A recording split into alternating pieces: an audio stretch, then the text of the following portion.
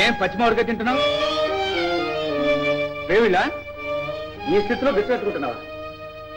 ఏం చేయమంటారు బాబు? నేను తిక్కులేదు. ఏ నీ భర్త? ఏం చెప్పమంటారు బాబు? నాకు ఇంకా పెళ్లి కాలేదు. నేను ఒక నమ్మాను. నన్ను అతనని మాటిచ్చి మోసం చేసిపోయారు బాబు. దొంగతనం చేసినందుకు బాధపడకుండా దొరికిపోయాను బాధపడ్డాడు. అతను మోసం చేసిపోయాడని బాధపడుతున్నావు కానీ నువ్వు తిరిగిపోయాను బాధపడలేదు.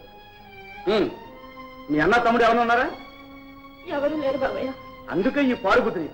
ఉంటే ఈ పాడికి నరికి నూతులో పారేసిండేవాడు. సిగ్గు ఎగ్గు లేకుండా ఊరి మీద కూడా బతుకుతున్నావా? ఇదిగో ఈ డబ్బులు తీసుకుని విషం కొనుక్కుని మింగి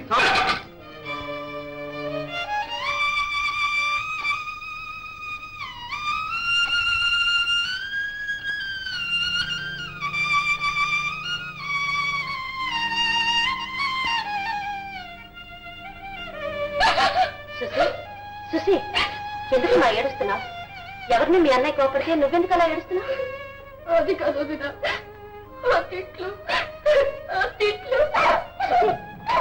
చెప్పమ్మా, ఏమిటది?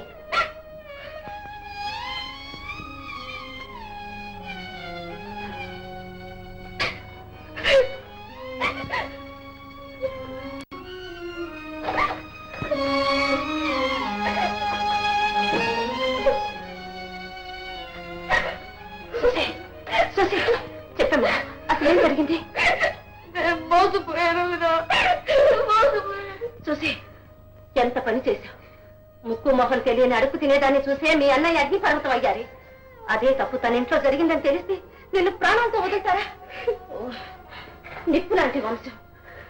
జీవితం అంతా పరువు ప్రతిష్టల కోసం అలమటించిపోయే నీ తల్లిదండ్రులకి సంగతి తెలిస్తే ఇంకేమైనా ఉందా? చెప్పు, ఎవరు అతను?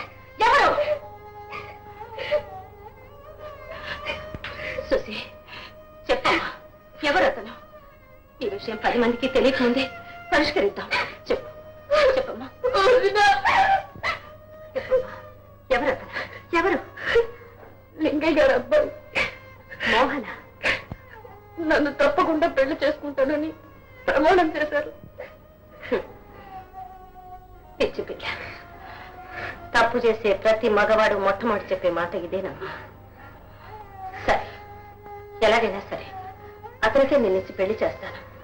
చూడు, అంతవరకు ఈ రహస్యం నీలోనే దాచుకో.